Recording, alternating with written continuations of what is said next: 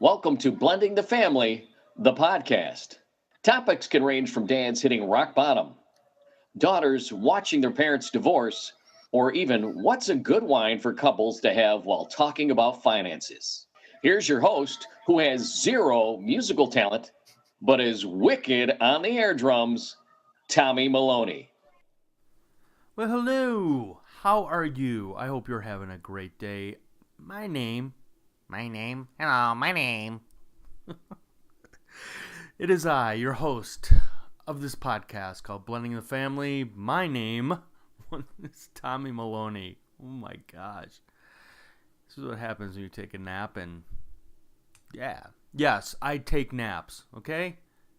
Jealous? Don't be a hater. Be a congratulator. I hope you're having a great day. I am having a fantastic week, and this is one of those like solar eclipse, once in a lifetime moments. Have you had like days of just crap? Life sucks, and then I don't know, the stars align. I have just been having a fantastic week. I hope I didn't just jinx myself because this has really been a great week. For example, my wife and I went and had wings on one of these nights this past Sunday night, and that was a lot of fun, and sat there and we split a pitcher of beer. And then what else has happened? I was on one of our local morning shows. I was on local radio, and there goes my phone going off. Probably somebody want to hire me as their social media expert. Anyway, I was on a local radio show, and let's talk about our guest, because he was a lot of fun. I mean it. This was one of those interviews where I was super excited, because when I open up this book, which is called What to Do When Your Kids Need an Entitlement Intervention, Earn It, by Dr. Michael Wetter, and co-written with Eileen Bailey. We had Dr. Wetter on the episode. But one of the first pages of the book, he talks about Harry Potter. I am not as big as a Harry Potter fan as my girls are. My wife and the two daughters, Betsy and Becca. They are Harry Potter phenoms. But the opening of the book, do you remember, and I quote, let me quote, do you remember that the Dursley family of Harry Potter fame? If ever there was an entitled child, it would be Harry's cousin Dudley, who was just turning 11 in Harry Potter and the Sorcerer's Stone. In the scene, Harry and the Dursleys are gathering at the breakfast table on Dudley's birthday, unquote. So the whole episode was Dudley was upset that he didn't get as many gifts as he did the previous year. So we're talking about entitlement. Once again, Dr. Wetter, his book, What to Do When Your Kids Need an Entitled Intervention, Earn It. And on this show, we talk a lot about entitlement. We talk about, let me bring up the questions I had asked him. In the book, it's really cool. There's a quiz in there. And Dr. Wetter gave me some of the quiz questions, and I think I did okay. I don't think I received a detention. Where is it? We talked about social media and how that's influencing a lot of youngsters, and a little bit of narcissistic tendencies with the whole world of selfies.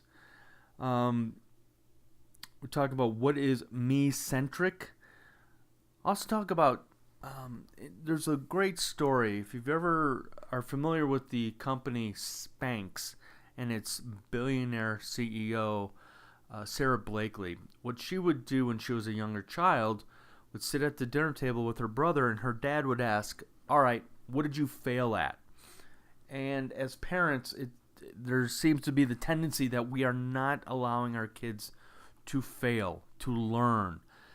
And we talk about kindness, that maybe kindness is going away, but we're not putting the blame the blame doesn't go totally on the kids. There's a little bit of blame on us parents of creating these children of entitlement. I hope you really enjoy this podcast because, like I said, I had a lot of fun, especially the quiz, which is a little bit towards the end of the show. But I highly recommend picking up this book. What to Do When Your Kid Needs an Entitlement Intervention. Earn It. Dr. Michael Wetter and Eileen Bailey. They also wrote a previous book called What Went Right. And again, I'm super excited because there are days I feel that I fail as a dad, as a parent. And Dr. Wetter, with the help of his quiz, proved that I'm not that bad of a dad. Not that bad, even with all the kids. That's all I got for you. I hope you have a great week, and I just hope my week continues to be wonderful as well. Yeah, a little selfishness, a little bit entitlement there, but like I said, I've had a string of bad days and weeks, and this has just been a fantastic week. So maybe what I recommend, and I'm thinking out loud on this, start your Sunday eating wings with your partner and splitting a pitcher of beer. How's that? Free tip for you. All right. If you need to get a hold of me, you can email me at tommy@blendingthefamily.com. Find us on Facebook at Blending the Families.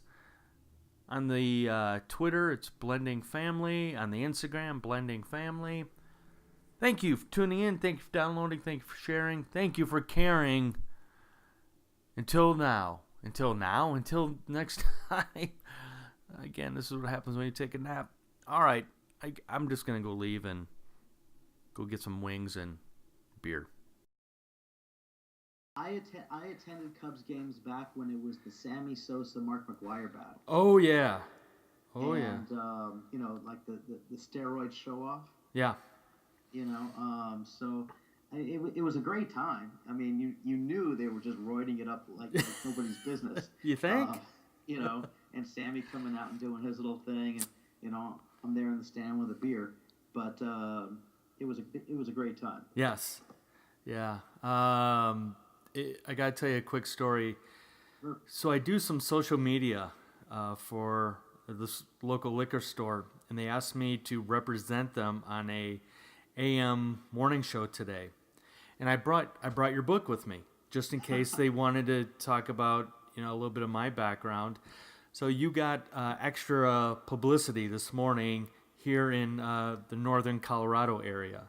Well, that's awesome. Thanks so much. Yeah. That's very, very cool. Thank you. So my first question is usually the obvious one, and that is the aha moment for this book with you and Eileen Sure. Bailey. Where did this idea come from? I had worked with Eileen previously on a previous book, What Went Right, and we were talking about potential ideas. And this idea was actually started when my daughter was born, over 8 years ago. And it came about from this notion of having seen the emergence of individuals becoming more and more entitled, whether we attribute it to a generation called millennials or whether we call it, just sort of the zeitgeist of the time, that people really sort of taking more of an attitude of the world owes me, right, or I deserve to get these things because I want them versus I've earned them. And I didn't want my daughter growing up in a world where she is participating in that same kind of cultural ideology. So I thought about it. I'm like, well, how can I as a parent prevent that from happening? And how did it even begin to happen in the first place? And how do we notice it more and more now these days? Why do we notice it, even in the workplace? And I think it starts, it kind of starts in the shopping cart when you have a little kid who's maybe 1 or 2 years old, and they're reaching for that 99-cent toy, and you just buy it for them because it's easier. Exactly. And then it goes to the 10-year-old boy or girl who wants the $5,000 birthday party and playing keeping up with the Joneses, Mm-hmm. because they saw it on TV and it was really cool. And it ends with the 35-year-old child moving back in with their parents because they couldn't get that job of a CEO that they thought they deserved. And, they can't make ends meet because they refuse to take anything less than that. I've had this conversation, and I might get myself into trouble with this, but I've had this conversation with my father-in-law. Yeah. And the question to him was, is it different raising boys versus girls? And the reason why I bring it up is that, I have a son, and then when I got remarried, my wife has 2 daughters, and it was just a different world. When it comes to your book of Earn It, do you see a difference as far as entitlement goes between raising boys and girls? I don't see a difference in raising them. I think it may be different in how it's expressed. I have a girl. I don't have any boys. I grew up as a boy, but I don't have any children that happen to be boys. So I can't comment that from an experiential perspective. But I will say this. I think, in general, boys and girls express themselves differently. And the parenting skills can be the same, how they're expressed. So, for example, what I note when I go, my daughter's 8.5 years old. And when I go to her school, if I go to her school and I observe her and her friends interacting, I notice that boys will be, it's sort of like physical warfare. They're roughhousing, they're on the basketball court, it's literally physical warfare. And with the girls, it's sort of, psychological warfare. They're not roughhousing, but they're saying, oh, look what I got. And, oh, isn't this really cool? And, and I think that in some ways, entitlement and the experience of, needing to really kind of, believe that things are either handed to you or given to you or that you're entitled to them transcends gender, transcends sexual, preference, transcends ideologies of, whether we're male-based or female-based. Rather, it goes back to what are my values? What are my core values? And that would then address the question of, well, should a boy have a different value set than girls? And I don't think that's the case. I think they should all have good, solid values. And how those values translate, how they're expressed, that differs from person to person, not just gender to gender. With social media, Yeah. I think I just touched a nerve point. With social media, I want my next book to be on social media. Oh gosh, I got to be a part of it, because here's what drives me nuts, especially coming from a parenting point of view, and that is one of my daughters, one of my bonus daughters.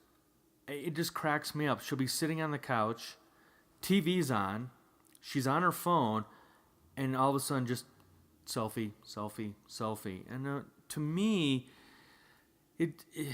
and I hate to say this, but it seems very narcissistic that we are in this selfie world. I believe in your book you also talk about the me-centric. Yes. And can you go into a little bit of detail of the me-centric as well? But my question is, do you see that we are in a very narcissistic world because, or even more because of social media? Well, I think social media, it's sort of a chicken and an egg phenomenon, okay? And I don't think you can look at which came first. I think you can look at it from a standpoint of they feed each other. I think entitlement and, let's call it, self-preoccupation are fed by social media. I always said, because my daughter takes the selfies. My wife takes selfies all the time. I think my wife has some, I don't know if it's Instagram or Facebook or whatever, but you won't see any picture. You'll think she's a single woman. You don't see any pictures of me, And I always said that I think the best product, the best invention would be a selfie stick called the Narcissistic, because that's what it feels like, I also think another casualty that we're going to face as a society is nobody will ever have any bad pictures anymore. But to go back to your question, I think that what fosters entitlement in social media, fosters, if you will, this almost an overinflated sense of self in social media, is the lack of accountability that people have in social media. You can go and you can post anything, and you can just sign off, and there's no repercussion. Mm-hmm. You know, you can just delete your account. You know, I'm deleting my account because I don't like what people are saying to me. Okay, out of sight, out of mind. Right. You know, you can attack somebody, and very often people do. You could attack with the most vile of comments and words, and never worry about it. And you know, I was telling someone the other day, I have a theory. I don't think it'll ever become the case, but which is, I'm willing to bet that if when you posted anything on any social media forum, if the minute you posted, your full name, address, and phone number appeared as well, Wow. there would be a lot different posts on social media. Right. You don't even have to do your phone number, your full legal name. Entitlement, by my definition, is sort of, you know, the lack of appreciation or gratitude for what you have and the work that needs to go into achieving it. Mm-hmm. And with that comes accountability. You know, you don't have an audience, you don't have a listenership unless you work at it, unless Right. you promote your podcast, unless you promote your material. It doesn't just come to you because you want it. Some days I do.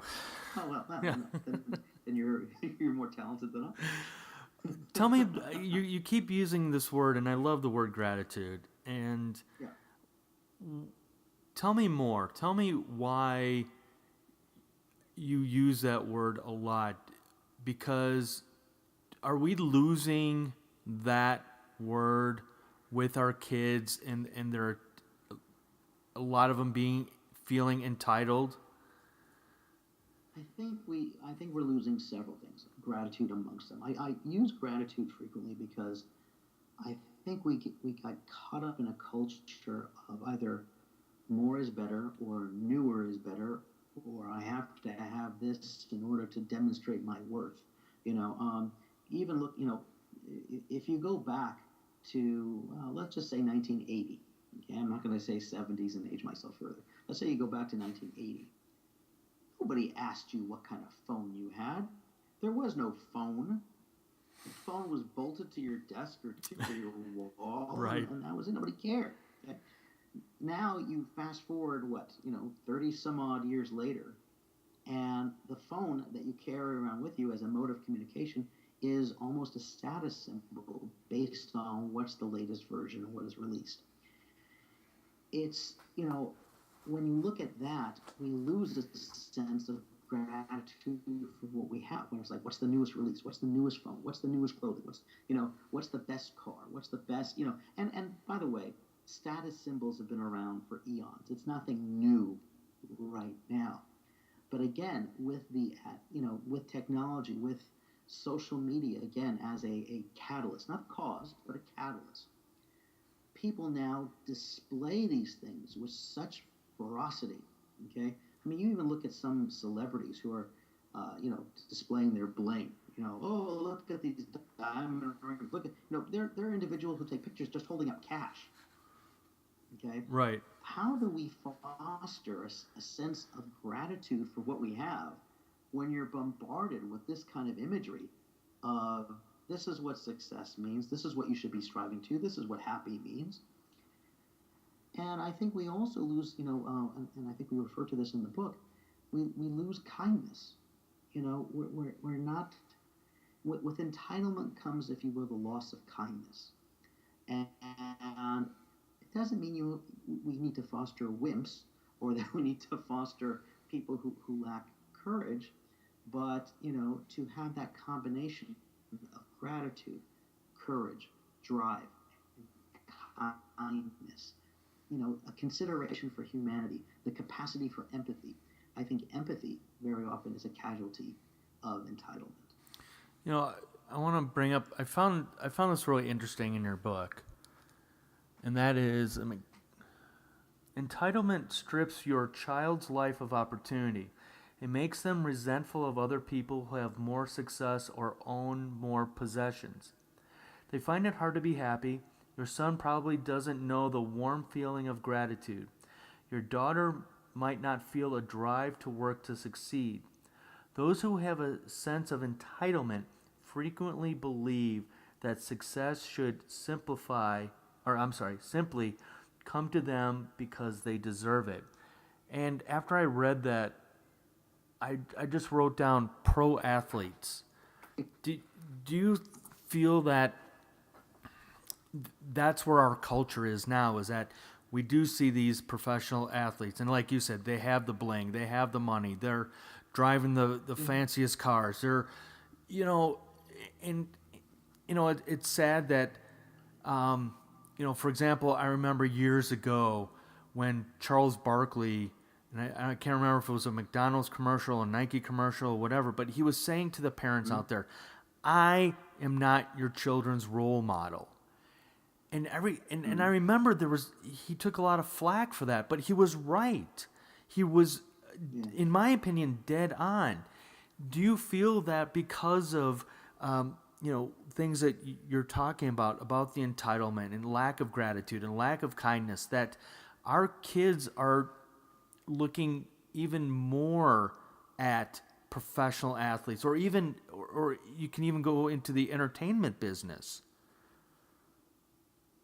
I think what you're speaking to is sort of the notion of celebrity. When you have singers, actors, producers, athletes making millions and millions and millions upon millions of dollars, and yet a teacher can't afford to have a single family home. I think there's a discrepancy there. Okay, that's not about entitlement. That's just sort of what our culture rewards at the moment. There have been very successful athletes who went on to become very successful business entrepreneurs, like Magic Johnson, for example, like Michael Jordan. Okay, extremely talented, okay, but also didn't stop there. Got degrees in business, valued themselves, and respected the process of earning something more than what they were just given. You could even look at a celebrity like what was his name, MC Hammer. Back in the day, was the biggest thing, in pillow pants, right? Right. Okay, everything. And millions upon millions, and blew it. Just blew it. Yep. Okay? And, now he found religion, and wonderful, and he says he's more balanced, that's great.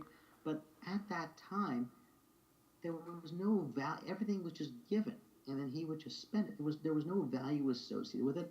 It was almost as if he couldn't appreciate what he was earning because he didn't earn all that. It's not to say he didn't have talent. It's just, where is the value associated with it? And I think, and again, I'll speak to this as well continuously, which is bringing it back to less of the celebrity, but more in the common day workplace. There have been people that I've interviewed for positions in the hospital that are non-clinical. Okay, so they're coming in, and maybe they're interviewing for a supervisor position, or they're interviewing for a management position, or something of that nature. And I'll look at their resume, and I'll have them in my office for an interview, and I'll say, I see you literally just graduated 2 months ago with your MBA, or that you're in the process of obtaining your MBA. I'm curious, could you tell me, one, what is it that makes you qualified for this particular supervisorial manager role? And, next, what is it that you hope to accomplish, and what is it that you want to do? More times than not, the answer to the second part of the question is, well, I want to have my own company. I want to be the head of this company. I want to be the head of this hospital. Okay, fine. It's good to have an ambition. What makes you think that you're ready for this particular position you're applying for? Well, I've earned my MBA. I think I'm ready to go. I'm coming in with a lot of candidates who don't have it. They've just been working in the workforce, but they don't have the skill set I have from having an MBA. Or I'm in college getting my MBA from USC or UCLA. And, it's a wonderful program. It's nationally recognized. So I think that qualifies me to be perfect for this position. And my response to that is, no, it doesn't qualify you for anything. The MBA doesn't earn you the job. You working and studying at school earns you the MBA. Right. Now you have to work. And that's the disconnect that exists in thinking that if I've accomplished one thing, I should be entitled to everything. Mm-hmm. Okay, and having that disproportionate understanding, and it's rampant. And it did start back in the day where it's like, hey, you showed up for baseball. That's okay. You didn't play. Here's a trophy. Yeah, and that's it, as a parent of kids that are in sports, and you're, and again, I'm going to go on my soapbox and just say this is me, but it drives me nuts that we're giving children rewards for no effort, for just showing up. And there are times where you as a parent want your kids to be successful, but just showing up isn't what's going to make them successful. And I agree with that wholeheartedly. Interesting thing. This happened literally about, a week ago. I was at home with my daughter, and she had come home, and she said, "Oh, Daddy, at school, there's a friend of hers who had these little toys. One of the things you can find at Walgreens or CVS or something like that, Hatchimals or whatever, is little plastic toys that kids collect. Okay, it's about $4.99. She said, she brought it to school and it was really, really cool, and I really want one. I said, okay, well, how are you gonna earn it? Mm-hmm. Okay, because here I am, co-authoring this book, and if I can't practice what I preach, then I might as well, buy up every copy for myself. Right. And I said, how are we going to earn it? She goes, I know. I've got to study hard and I've got to do well at school. I said, no. And I said, you've got to do that anyway. That's not earning it. And I was blown away because it brought to light a couple of things for me. One of which is how mundane and routine it must be for her to hear me say, I want you to do well in school, you got to study hard, and if you do that, I'll be proud of you, and if you do that, So, because now it's just rote. I mean, it just comes out. What are you going to do to earn it? I'm going to work hard, I'm going to study hard, I'm going to do well at school. Two, that she thinks that everything comes back to doing well in that, or, that's forever, and that's how she earns her way in life, which is, no, that's not how it works. So when I said, no, that's not going to work, she was like a deer in headlights. I mean, she wasn't angry or didn't throw a fit or anything. She was just like, oh, well, then I don't know what you mean. Right. What else can I do? I'm only 8.5 years old. There's nothing else for me to do. And I said, you know what? There are some things that you can do. For example, you've got 2 or 3 tests coming up. If you perform well, doesn't have to be 100%, but if you study hard and you perform well on those tests, we can then talk about, getting you those Hatchimals toys or whatever it is. But then, as I was thinking that, you have to keep it balanced. I don't want every time she takes a test, we go out and get her a toy. Right. But we're talking about the specific toy. What can you do specifically? I don't want it to be, you have to clean your room because you should be cleaning your room anyway. It has to be specific. And that's where you start this process of, if you want something, you have to work towards it. It's not just given freely because you think it's cool. Here's what's going through my head right now is that, what about even, and I loved how you said you don't have to necessarily get 100%. Should parents be more aware of the effort than the outcome, if that makes sense? I think you have to be cognizant of both. Okay? Because if you have a child that's, studying really, really hard and continuing to get C's and D's, if you praise all that you want, all that you can, there's still an issue going on. There's still a problem going on. Okay. Now, that may lead to a different kind of conversation. But also, it's not just the effort, is the effort working? Okay? If you, and I'm using school as an example because I can relate to it right now. And I mess up probably about 5 times a day with my daughter parenting. And I learned for that, and basically every chapter in this book is probably, the exact opposite of what I've done in my actual life, and that's what's informed the book. It's, the mistakes that I've made, and I know Eileen, draws from her own experience as well as a parent. I think, though, that, when for example, every day my daughter would read. She's supposed to read 20 to 30 minutes a day for, being in the third grade to practice reading fluency. So I would give her a book. I say, okay, you got to read, 20, 30 minutes. Go ahead and read your book. So she would read to herself, and after 20, I said, what was the book about? What did you read about? And she would give me a summary, and I'm like, great, you did it. And then the teacher would, email me saying, we really want to, increase Leia's, reading fluency. Can you please make sure she's reading 20, 30 minutes a day? And I go, well, yeah, she has been. So I'm not sure what more are we supposed to be doing? And the teacher says, well, is she reading to herself or is she reading out loud? I'm like, she's reading to herself. So have her read out loud. Read out loud, realize, okay, about 50% of the words she's mispronouncing or getting wrong. And one of the messages I try to promote as a parent is, if you fail, that's not a bad thing. If you do something wrong, that's not a bad thing.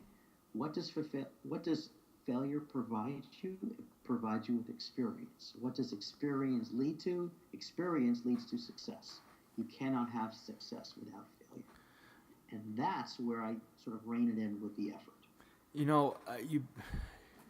We must be on the same page right now, because failure. I've heard some great stories of Sarah Blakely, she's a billionaire with the clothing product Spanx, and she said growing up that her and her brother would sit at the dinner table, and her dad would say, "All right, what did you fail at today?" And it taught her so much that it's okay to fail. And I'm on the same page with you, Doctor, and that is I like being in the presence of a failure for me when my kids are around, so they can see and, like you said, and grow. So I made a mistake, so I failed, but here's what I learned from it. And with entitlement, to me it seems that that's a piece that's missing. That failure is not part of it. You only hear about successes, and you only hear, and again, I coming from the parent's point of view, and that is, I don't want my son or daughter to see me fail. Well, why not? What are you teaching them? That everything is rainbows and unicorns? Or that they have to be perfect. Yeah. And to the point of not minimizing the fact that failure or mistakes bring with it consequences, and that consequences in of themselves are not bad things, they just happen. A consequence can be a good thing, and it can be a negative thing. Again, I go back to what I know and what I do on a daily basis, and that is being a parent. Literally, yesterday, my daughter came home, and she does her homework every night when she gets home. And I was there when she got home, because it was later at night. I said, okay, let's do your homework. You do your work, I'm going to do my work, and I'm going to do some reading while you do your homework. She goes, okay. She goes in her backpack, she goes, well, that's weird. I go, what's weird? She goes, well, my homework's not here. Like it sprouted legs and it walked away. Or the gremlins came and they took their homework. The dog ate it. What do you mean? Not yet. The dog hadn't even come downstairs yet. Didn't have time to eat it. So, I said, where is it? She goes, I don't know. Let me keep looking in my backpack. And I love that moment, because it's like, I know it ain't there. But okay, you search. Go for it. So she looks, and after about 2-3 minutes, she goes, it's not here. I said, okay. And I said, where do you think it is? She goes, well, I was supposed, they were putting it in our boxes at the end of the day, and I guess I didn't get it. I said, okay. And that's when, and then she said something, and it struck me. And she goes, oh, well, I guess it's just more for me to do tomorrow. And I go, no, not, oh, well, it's just something for you to do tomorrow. I said, this is not a good thing. I said, I'm not angry with you, but you have to understand there's a consequence for this. If you don't have your homework, you will get a 0 on your homework. Even if you still do it afterwards, you still get the 0. That 0 impacts your grade. So it's not an oh well moment. It's not my grade. It's not your mother's grade. It's your grade. And this grade shows how well you do at school.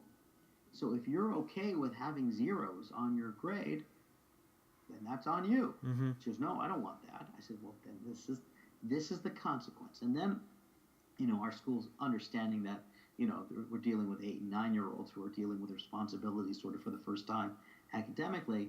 They say, we have a website, so if your child misplaces or destroys their homework, such as the dog, you can print out a form. If there's a form that goes, if they don't bring their workbooks, that's on them.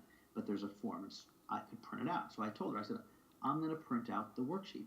But the consequence of you forgetting to bring it home is that there is no TV tonight, there's no cell phone time tonight, and you have to organize your playroom so that you feel more organized in your life. That was the consequence. Okay?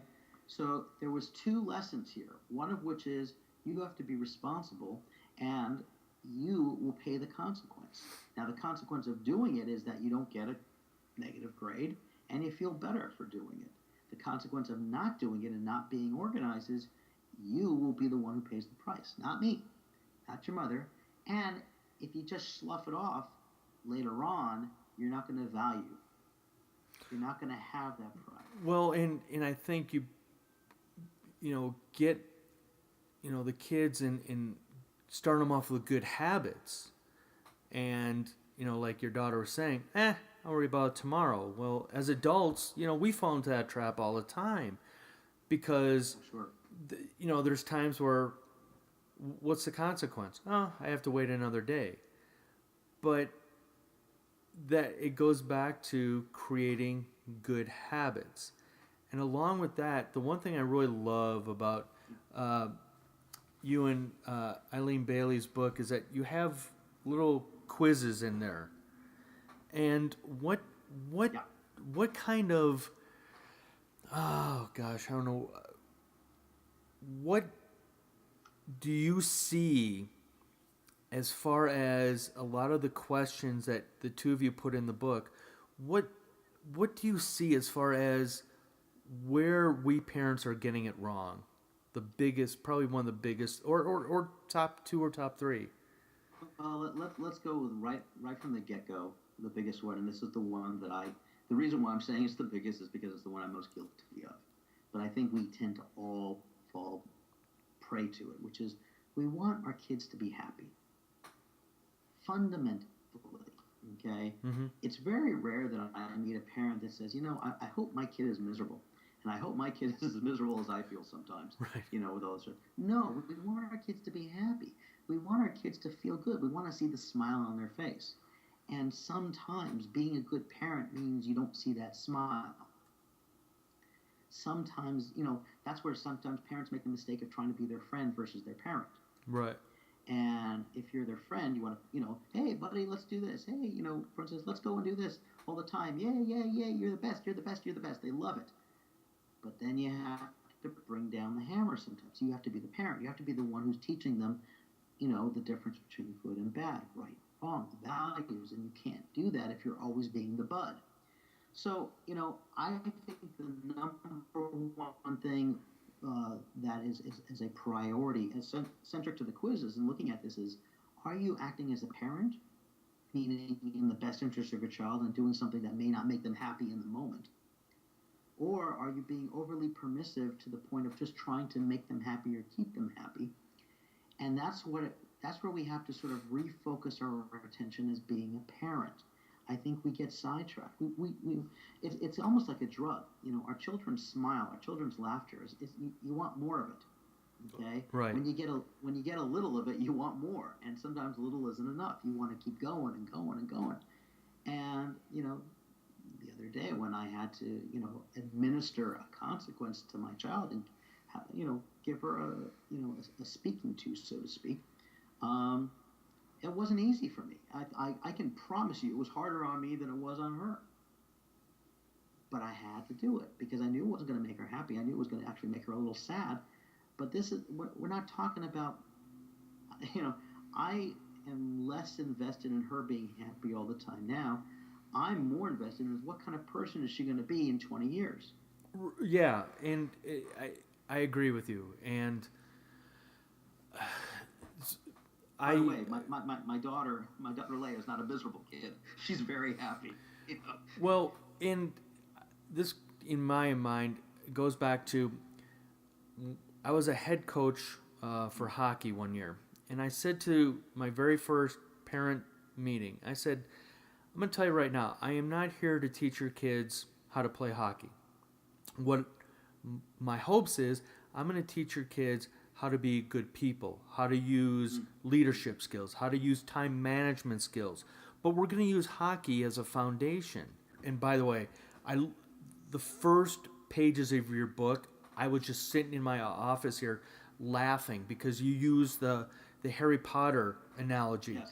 And yes. it was so brilliant because I remember those scenes in Harry Potter with the cousin and Dudley, yes. Dudley, yes. Yes. Oh, you only gave me 13 presents? Well, last year I had... And, yes. You do want to reach for the movie screen or the television screen and just, give the kid a little smack. Yeah, Okay, yeah. Yeah, sure. Yeah. But it's to that point, okay, let's be clear. We all do it, okay? There's times where we overindulge and we never want to see them suffer, okay?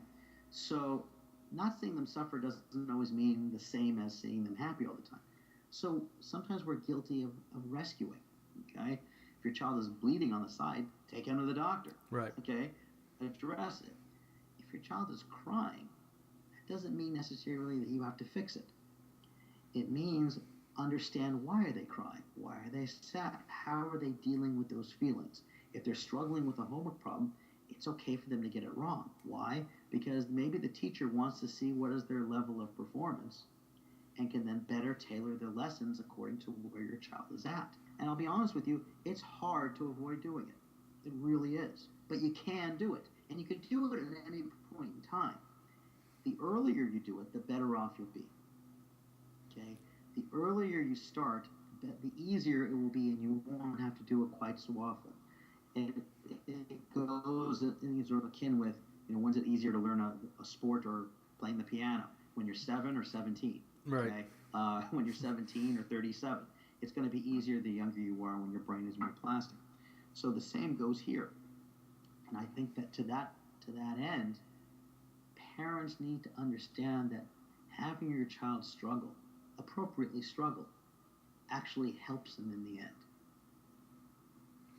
What, after completing the book, Mm-hmm.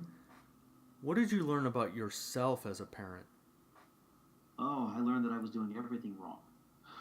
That I was doing everything. I was doing the opposite of what I was writing about with Eileen.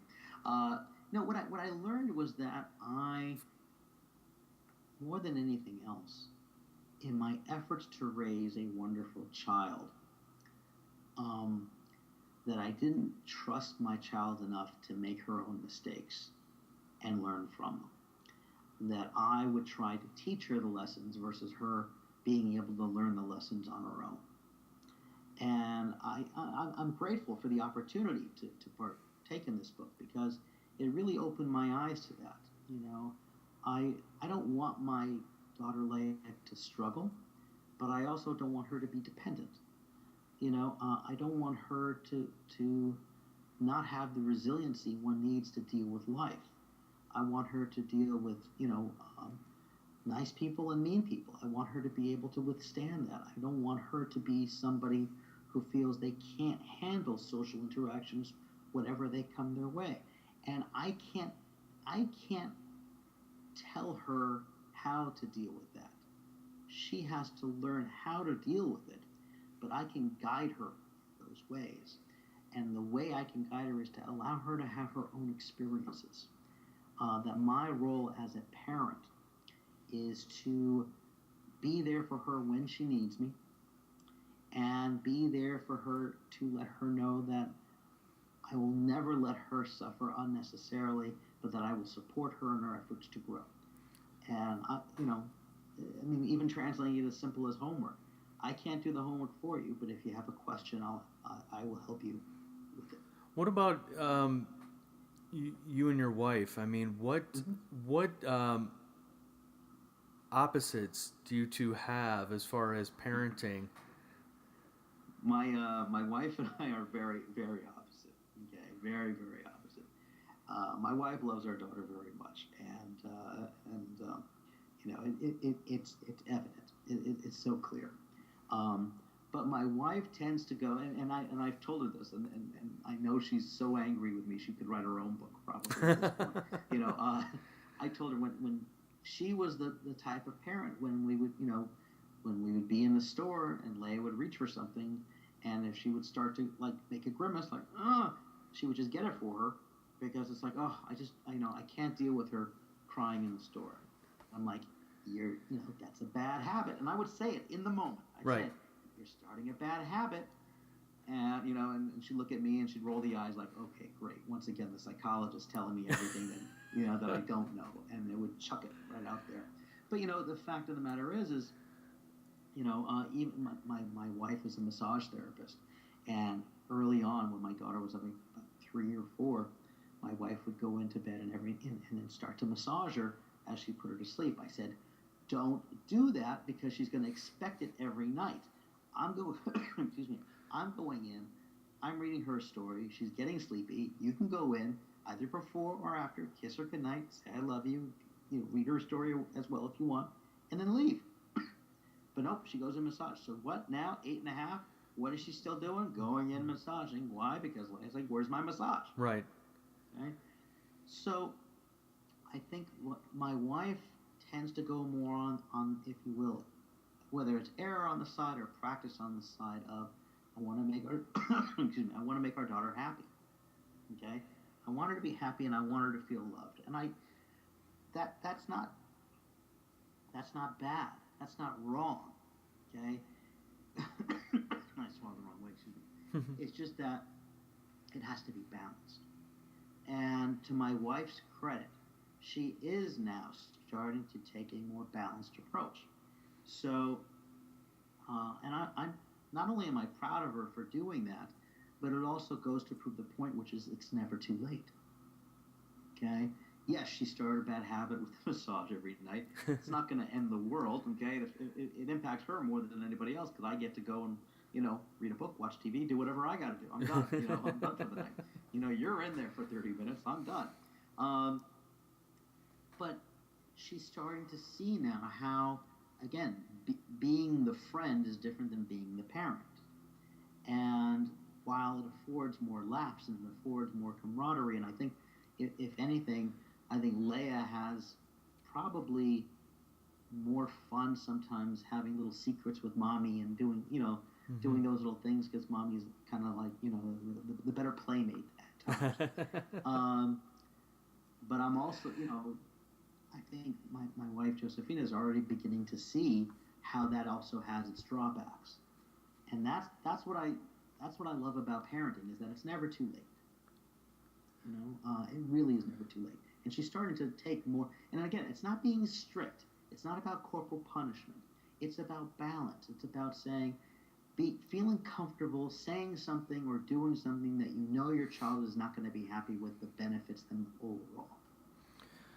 I want to figure out how either a good parent I am or a bad parent I am. And what I would love to do right now is, if you can throw out some of your quiz questions from your book. I'm curious to see, and I purposely I looked at them, but I didn't want to go in depth because of this interview. Well, let's be clear, okay? The title of the quiz is not how bad of a parent are you. It's how entitled is my child. Okay. Okay. So we want to dispel the myth that you're a bad parent or even a good parent. I think every parent is trying to do their darn best. Yes. Okay. They really are. I think what this quiz starts to get you thinking on is, am I really engaging in behaviors unbeknownst to me that could lead to entitlement in my child. So let's look at that. All right, I'm ready. All right. So I got one here. If you want, we could do all 10 because it's not that many. Sure. Or do you want to just do a few? Let's do a few. Yeah. Let's do a few really cool ones. Okay. So you said you have sons, daughters. What do you have? A couple of each? I have 2 daughters and a son. Good. So then all these questions will apply. All right. When you tell your daughter no in public and she throws a temper tantrum, do you A, ignore her behavior as best you can, B, doesn't apply, you avoid going out in public with your daughter, or C, you give in to quiet her and avoid the C?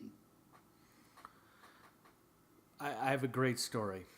Many, many years ago, my son threw a temper tantrum in public, and I immediately said, we're going home. I said, we're That's done. Awesome. Yeah. And Awesome. to continue on that, and this is where I'm gonna say it. I was a bad parent because he ended up spending about 4 hours in his room after that. Okay. And he was Why does that make you a bad parent? because I think he was about 5, 6. I know he was young, and I know it was after the divorce. So my thought process at that point was to let him just cry it out and temper tantrum it out. But as I look back on that, the way I wish I had handled it better, and I understood he didn't have the vocabulary at that young age to really express how, I guess, upset about the divorce. But maybe 4 hours in his room was a little excessive. 4 hours is a lot. 4 Yeah. hours is a lot. 4 hours is a lot for me as an adult. But, again, we learn by doing. Yeah. Okay? And, again, as a parent, that experience probably informed future incidents and of how you dealt with it and probably would deal with it differently. So, but going back to the question at hand, and that is, you didn't give into it. No. You didn't give into the you didn't, avoid going out in the future. You did what you had to do, and so right on the money. All right. When your son breaks the rules, do you A, let him know he did something wrong and use appropriate discipline? B, it depends on whether it was a big rule or a small one? Or C, you think he's just being a kid and you let it go, since there'll be plenty of time to correct the habits later? B. Okay, so that goes back to the number one thing is there's no such thing as a big rule or a small rule. Okay? Yes. There's only rules. Yes. It's kind of like saying, well, there's a big law and a little law. No, you broke the law, you broke the law. Mm-hmm. Okay? The consequence could be big or small, but the rule is the rule. Right. Okay? So what I encourage people to do is, no matter if you think it's a huge rule or a little rule, always let them know that they did something wrong, that they didn't follow the rule or whatever the issue was, and then use appropriate discipline. Okay? So again, what's that expression? The punishment must fit the crime. Yeah. If it was a little thing, okay, say, I'm going to give you a warning this time. Okay? If it's a big thing, no warning. Well, I think from Kung Fu Panda, the line was, I have bad news. Well, there's no bad news. There's just news. That's right. Yeah. There's no good or bad. It's just news. Yeah. When considering habits of gratitude and respect, the following best reflects your children. Okay? A, consistently says please and thank you and means it when interacting with others. B, says please and thank you only after a reminder. Or C, despite reminders, fails to express gratitude and respect when dealing with others. Big time A. I mean, All right. I'm super blessed because, again, the two daughters are, they're not my biological, they're my bonus. And even my son, all three of them, they are very respectful. Yeah, and they do mean it. That's great. And that's what you want. Yeah. Okay? I understand initially in young children, you have to give a reminder, and that's fine. Right. Okay? But you want to see that taper out over time. Okay? Because if you're reminding them, that means they're not internalizing the process. That means they don't see the benefit, and it hasn't become a core value for them. Right. So I think that's what we need to keep in mind. But it sounds like your kids are right on the money. Fantastic. When your daughter fails at something, and again, this could be applicable to any of your children. Right. When your daughter or son fails at something, you A, support her effort and use this experience as a way to improve future attempts. B, tell her that failure is never acceptable and that she didn't work hard enough. Or C, blame the failure on other factors or people and remind her that she is special and didn't deserve to fail. No. Again, A. Okay. I mean, you start to see where the trend is in these questions and, Right. and in the answers, but you'd be surprised how many people, okay, start answering differently as time goes on. Okay. When your son or daughter has trouble with a task, they will often A, stick with the task, occasionally asking for help, but staying determined to see it through. B, ask for help and then expect someone to finish it for him. Or C, walks away from the task frustrated with no desire to continue. Ooh. Gosh. Is there a D, all the above? Well, and you raise a good point, which is sometimes you get a little bit of both. Yeah. Okay, sometimes you do. It's less about what does your child do, it's more about what are you encouraging.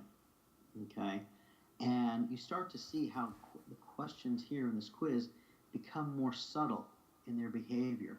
Something like this may not necessarily lead someone to believe that they're overtly going to be entitled. Okay, like for example, the question that I just asked you before, blame the failure on other people, and remind them that they're special and don't deserve to fail. That's like a ding, ding, ding, entitlement. Right. Right? Okay. Here we're talking about something that's much more subtle. So, if they ask for help but they expect you to finish it for them, again, what's the lesson here? Mm-hmm. Okay, I'm going to help you out and I'll do it for you. It's kind of like Back to the Future. Hey, McFly, do my paper for me. Yeah. Okay? And when they walk away from the task frustrated with no desire to continue, again, there's no value in it. It's like, it's okay for me to quit the things that frustrate me because I'm just not going to do them. And, so be it. So let me bring up an example. Yeah. Last Saturday, my son's hockey team had a bake sale. Okay. And I said to my son, why didn't you and the other friends, teammates, stick around and help? And his point, which was a valid point, was, well, the adults took over. Okay. But what I wanted out of him and the other kids was, don't put this on the adults. We're doing this bake sale for you. This is where I would like the kids to not be afraid to say, hey, adults, parents, leave. But well, but it's hard. It's a great example. It's a great example, and this goes back to what you triggered in me is a memory of when I first started in psychology in the first place. Believe it or not, when I first started my practice, the emphasis was working with children. Okay. And I really enjoyed working with the kids, and what is it? Out of the mouths of babes. Yeah. There's no BS with kids. Okay, they'll tell you what they're thinking. But what I learned is to have parents bring in their kid and say, "Oh, little Johnny or little Susie is struggling with this, or they're really upset about this, and we don't know why. Fix them." And I sit down. The more and more I did this, the more and more I realized I'm not dealing with the kids. I need to deal with the parents. Mm-hmm.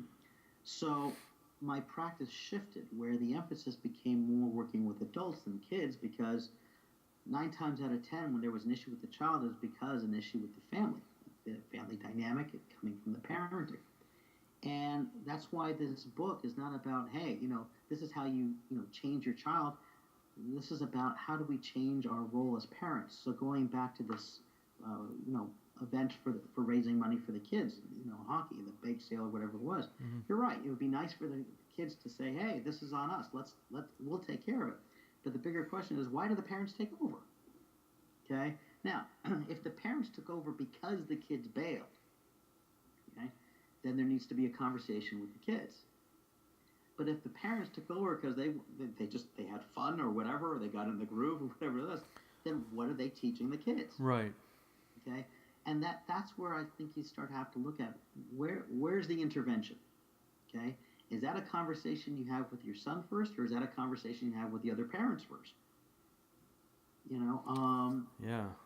And I think that's kind of what you have to look at, because look, I remember being a child. I still am sometimes intimidated by adults. It's hard to go up and say, "We got this. You leave." Okay, especially when the parent, and I've seen parents really get into it. It's like, "Hey, want a cupcake? Hey, want a jersey? Hey, So this is where we have to look at where, when we want to affect a change, positive or negative. When we want to affect a change in our children, we have to also include the adults. We have to include the parents. There's a change all over. And we have to, that's why the quiz is designed about you as the parent. And it's not about you as the parent of a 3-year-old. It's you as a parent as a 3-year-old, of a 14-year-old, of a 27-year-old, of a 38-year-old, and so on. And I really genuinely believe that. We model for our kids, and kids are the ultimate mirrors. I'm amazed sometimes when I see things that my daughter does, and I'm like, oh my God, that's exactly what I would have said. And they're like sponges. Right. But they just reflect back what we're doing.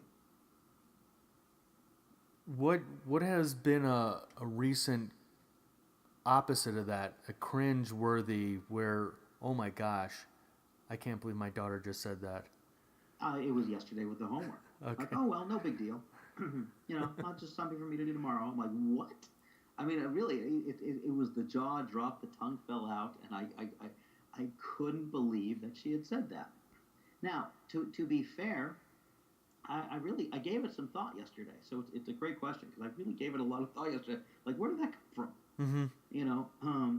My wife doesn't say that, and I don't say that. So where did that come from? And then I realized one of the things that I've tried to do with my daughter is that when there is a bad situation, I try to reframe it so that it has not necessarily a positive spin, but that it's not all doom and gloom. Okay? So put a positive, and I think this was her way of trying to put a positive outcome on a negative situation, which is, that's okay. Everybody calm down. I really think that's where it came from. Right. Okay? But I didn't think that in the moment, and I'm like, okay, I give her the benefit of that, but it's still not acceptable. So it's again, what did I model? What did we as parents model in that, and this is what she's reflecting back. And it was, while it was jaw-dropping, I'm glad I got to see it. What do you want the readers and listeners to get out of your book? Well, more than anything, I think what would be important is for parents who are reading this book to really know that, this is not about being perfect. You're not going to be a perfect parent, and your kid's not going to be a perfect person. And this book isn't designed to make things perfect. What I'm really hoping for is that you find the balance. You can look at yourself, at your own life. You can look at your child's life, and find ways to help them become more resilient individuals, and that you yourself can be a more resilient, satisfied, content parent, in knowing that you are working diligently on raising resilient, confident, but not cocky kids. Thank you for listening to Blending the Family. That was an interesting, fun fact during the show.